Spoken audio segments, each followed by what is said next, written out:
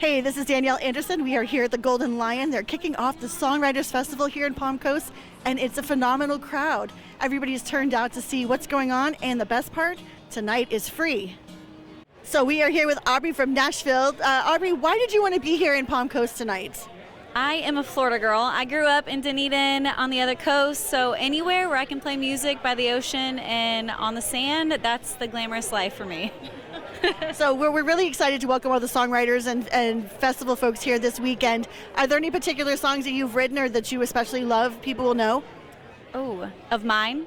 So Saltwater Gypsy is kind of my most popular, familiar song. It was my first song to go on CMT, and the song's about traveling around Florida and booking shows by the beach so I could play places like this, exactly like this. I call it my mermaid song, so check out Saltwater Gypsy. That's awesome.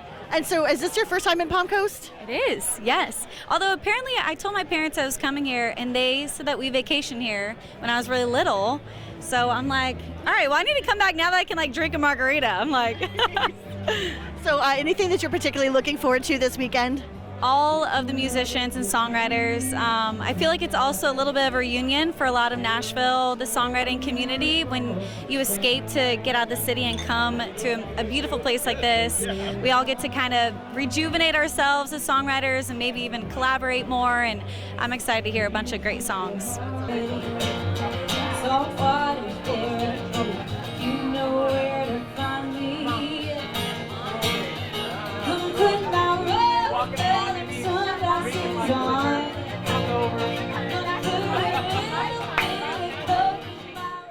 We caught up with Chris Marlowe, owner of the Golden Lion, who was happy to share why everybody loves to come to the Golden Lion when they have an event in Flagler County. We are here with Chris Marlowe, owner of the Golden Lion Cafe. Chris, how exciting is it to kick off the Songwriters Festival for 2024? It's super exciting. It's an honor. It's a privilege. We're happy to be here. Thank you to Garry and the whole community and all the songwriters for coming out tonight. Thank you to all the people at Flagler Beach and Palm Coast coming to the Golden Lion, and it's going to be a fun night. So you are like the place to be. It doesn't matter what the event is. What is it about you guys that just makes you so awesome? I don't know. We have a great staff. These guys do a fantastic job. We're on the ocean. I think we serve some decent food and drinks, and it's a good time. We had a great time earlier today talking to Garry Lubi, founder of the festival, and he gave us a little sneak peek about what folks are going to get to see this weekend in Palm Coast. Garry, tell us a little bit about the inception of this event. Well, the idea was kind of conceived, well, in my mind, it was conceived back in 2012 when I came back from Nashville after going to the Tin Pan South, which is probably the biggest songwriters festival in the nation. And then probably after that is Key West. And but in 2017, we hosted at Canopy Walk Condominium Association, kind of a community function where we had Tom Shepard and Coley McCabe Shepard perform, and kind of did what we do at the Songwriters Festival, and that is they tell the stories behind the songs that they wrote and then perform them for people. And so with that, what ended up happening was I had David Ayers there and John Walsh, and we started talking about, okay, now the light bulb's coming on for them in terms of what this might be, and that my crazy idea may not be that crazy after all. And so we started and really laid the groundwork in the fall of 2017 for what would be the first festival in May of 2018. Tom really helped us get, and Coley, they got us 7 other great hit songwriters. And very quickly we started to become known as a place where the hit songwriters go very early on. And in 2019 we went to 14 writers. And so the purpose of it was for a few things. One was we wanted to do something for our local community, something that would be, as Dr. Steve Davidson describes, we don't get talent like you here in Palm Coast. And it's an honor to have you here because we don't get this kind of level of talent here in Palm Coast performing. We usually have to go to St. Augustine or Daytona or Orlando or Jacksonville to see this level of talent. The other thing that we wanted to do is make it a tourism draw and bring other people into this community, which we're doing now. We've got ticket buyers this year, for example, from California, Texas, New York, New Jersey, Indiana, Kentucky, Tennessee, Georgia, North Carolina, South Carolina. So it's probably about 15 or 16 states throughout multiple cities throughout Florida that are buying tickets now from us. So when you combine that, we wanted to do that. The third thing we wanted to do was try to find ways in which we could contribute back to the community and help raise money for good causes. And one of those causes that we do is Daytona State College Foundation, which we this year will donate another $6,000 to the music school. We also help raise money with an autographed guitar by all the songwriters that we raffle off, and those monies, so all the proceeds of that go to the Dolly Parton Imagination Library, the Early Learning Coalition for Flagler and Volusia counties. And then we also auction off a guitar that is autographed by hit performers. So like last year, the autographed guitar had Vince Gill's autograph on it, and along with several others. Wow. And then this year, it's going to be real special because Brett Jones, it's for Gold Star Mentors. And Gold Star Mentors is a foundation that was formed by Brett in honor of his brother who lost his life in Vietnam. And when he was 10 years old, that's when that happened. And as a coping mechanism, he used the guitar to cope with that loss and that grief. And ironically, where the idea spurned from, sorry about that, was that what he ended up doing was he took. He lost his nephew, who was the son of his brother, who committed suicide. And it was because he was having a difficult time coping. And so what they do is they raise money to purchase guitars, and then they give initial lessons to the people that are loved ones of a soldier that's either been lost in service or lost due to suicide. Yeah, so we raised over $5,000 last year for the guitar, and then this year's guitar will be actually taken back and personally autographed by Garth Brooks to whoever the auction winner is. So Garth will be autographing this year's guitar. So now we're really grown. We went from 9 writers over time to I think 27 in 2021, and then we went to 30-something writers for the last couple of years, and then this year will be 45. And they're pretty much 90% of them have at least one number one hit. So, I mean, that is phenomenal growth in a very short time. What do you attribute that to? Well, one is the sponsorship support. I mean, we couldn't have grown it to this level without the sponsorship support. Secondly, the writers that come here, they refer other songwriters to me now. So when you go back in time, it's amazing how many of these songwriters, it's kind of like a tree, and Tom is the shepherd, is the trunk of the tree, but now it's got all these branches, and they've all been because of referrals from other writers. And I mean, I had a writer text me yesterday. He goes, I think so-and-so, I don't even want to name his name because if we do get him, it'll be great, but it's somebody that would be huge to bring here. It would be another Hall of Famer and also a great artist, but also a phenomenal songwriter. And that's what we got, is we've got a lot of these people. That's really how we got Dina Carter here, and Matresa Berg, and Jeff Hanna, her husband from Nitty Gritty Dirt Band, because being married to Matresa, she told him he's going to be here, even though he's on a farewell tour this year with the Nitty Gritty Dirt Band. And then we've got Jeffrey Steele coming back, who's got over 85 top 10 hits. We've got Daryl Worley. So we've got all these phenomenal songwriters, but also we've sprinkled over the last couple of years some well-known artists, because most of these people that perform at this festival, you don't know their names, but you know their songs. Right. People think Kenny Chesney wrote all of those songs, or Tim McGraw, or whoever, or Tranny Anderson helps Lainey Wilson write some of her biggest hits, like Heart Like a Truck. And so, well, I mean, when we think about being able to bring these kinds of people here and the stories that are behind it, how does it make you feel when you're responsible for bringing joy to all these people? Yeah. I mean, it warms my heart just to see the people's reaction that come here. I tell stories about my friends that wouldn't even come out for the first couple of days, and then they came out the third day of the festival the first year, and they looked at me and said, I didn't know this is what you're going to have here.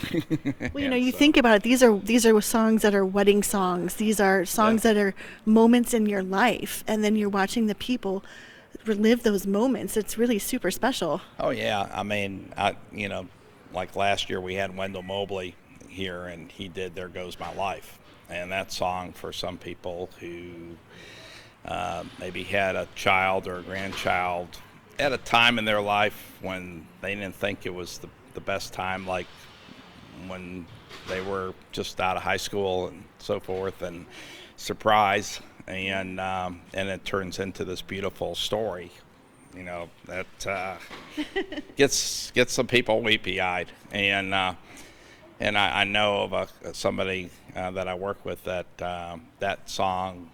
She's not even a country music fan, but I gave her just the words to read. Then I played the song for her, and she was, crying. So it's a lot of that, but also too there's a lot of humor. There are some of these people you wonder why they aren't comedians instead of songwriters, and they're part-time comedians like Ira Dean and Wynn Varble and others that just tell the funniest stories that make you laugh. So, you take this not just here to the Daytona State College Amphitheater, but you have spread it around across Flagler County. Mm-hmm. How important is it to bring those other businesses in and share the love? Yeah, I mean, we always felt like on a limited basis is what we've learned. But to give it a little bit of a change of pace and all that is to try to find some other places to go to and have a few other events. So, this year we'll have the JT Seafood Shack for the third consecutive year, which is a great show. It's a free show, so it introduces people also to the festival that have never been here before in our community. Because the locals are probably the toughest ones to sell on this thing. We got people coming from all over the country. The locals are like, what is the Songwriters Festival? And so until they come, until you see the movie, you really don't know what it's all about. We also have Golden Lion, where tonight, May 1st, we're going to be doing the preview, if you will, or pre-kickoff show. That'll be featuring Brady Seals, who wrote 6 number ones with Little Texas and was their lead singer for many years. And so he wrote Kick a Little and God Bless Texas, Amy's Back in Austin. So he's got songs like that he's written. And then, so that'll be a free preview show over in Golden Lion. And then on Saturday, our Bloody Mary Bash, which has been sold out for months, is going to be at the landing strip. And they were hoping to have their renovations done this year, but unfortunately that got pushed back a little bit, supply chain stuff, but they're working on those renovations after this show. So next year it'll be even better over there, but it's still going to be great this year. Landing strip's a great place, and the owners are awesome, and so appreciative of us coming out there too, and just like JT's and Golden Lion, I think, is really enjoying it now. So we're just trying to get it out there, and then we got the free show for resort guests and members over at Hammock Beach Resort on Saturday afternoon. That will be featuring Randy Montana and his dad Billy Montana, both of which are hit writers. Randy's written some big hits with Luke Combs, and just as an example, and then you got Wynn Varble, who you will wonder if he isn't a comedian. And then you also have with him it'll be Bryce Long, and these two have played with each other a lot, so they really play off of each other, and it's a comedy routine half the time. So. And I see one of my favorites, Dina Carter. She's here on Sunday, right? Yeah, she's here on Sunday, Cinco de Mayo. And funny story about Dina is that Matresa Burke, who's playing with her, Matresa and her were in high school together in Hendersonville, Tennessee. They were a couple classes, but I think Dina was a couple years younger or something like that. But they knew each other and all that, and actually both of them dated James Deaton, who was in Desperate Housewives. And so I'm not sure who stole James from who, but let's just say he went on to other things so too. And then also we've got but Matrace's the one that actually wrote Strawberry Wine. Oh, really? I love Dina that song. Dina did not write that song. Now she wrote a lot of other songs, including a couple number ones that were with Matresa. And then later on, they cut the song on Dina's album, her second or third album. That's that name of that album is, or that song is "You and Tequila." Nice. And so when Dina was opening up for Kenny Chesney, Kenny would hear the song being performed, and so he would come out every night and hear that. And so then later on, he called them up and said, "Hey, do you mind if I cut this song?" And she was like, "Heck no, go make me millions." So are there tickets still available for Sunday? there are tickets, but only about, I think, 50 seats left, or 46 reserve seats left for Sunday undercover. There's some lawn seats too available, general admission, but if you want a reserve seat and undercover, I would say get them now for Sunday's show. And so the You and Tequila song will be perfect for Cinco de Mayo. And then we got Jeffrey Steele, who will be here on Sunday. He's literally flying up from Key West Sunday morning in order to be able to perform for us that afternoon. And he'll be the closer on the finale show. And he's got over 85 top 10 hits. I mean, you look him up, and it's just the list of great songs goes on forever. He's not bad looking either. No, he is a good-looking guy. He really is. So if people want to get some tickets, where should they go? I would go to palmcoastsongwritersfestival.com and just press on the link for the one-day passes. We have some 4-day passes, but they're only like single seats. I think we have 4-day passes left. And but if you go out there, you just follow the instructions. Our processor is PayPal, but you don't have to pay. You don't have to have a PayPal account. You can pay with your credit card. Just got to follow the instructions, and it'll take you there. In your wildest dreams, did you ever imagine it was going to be this amazing? I did dream that it would be someday. I didn't anticipate it would get to this point this fast.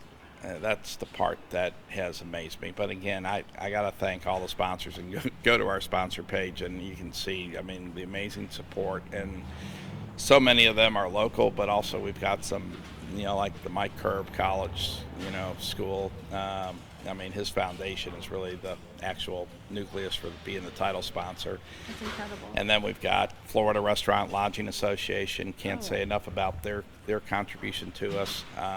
They're great supporters. And then also we've got South State Bank, Spectrum, and Palm Coast Ford is in this year for the first time, and we're thrilled to have them join us. And then the list from there on, I mean, when you look at it, Paul Renner, and we've got Quantum Auto Repair. Joe Wright's been a great supporter, and Kelly Wright for the last several years. We also have Brown & Brown in, and then we've got I don't know how many people in the community and gold sponsor level, but it's probably over 20 sponsorships in that group too. So the combination of all that, I mean, that's what makes the ticket still. I mean, people look at me and they go $150 for a 4-day pass, or $50 a ticket. They can't believe how inexpensive, relatively speaking, that it is, and what a value it is. It really is. But it's because of the sponsors. Otherwise, those tickets would be $250 a day or something like that. If hanging out with Nashville songwriters is on your bucket list, head over to palmcoastsongwritersfestival.com and nab yourself a ticket before they're all gone.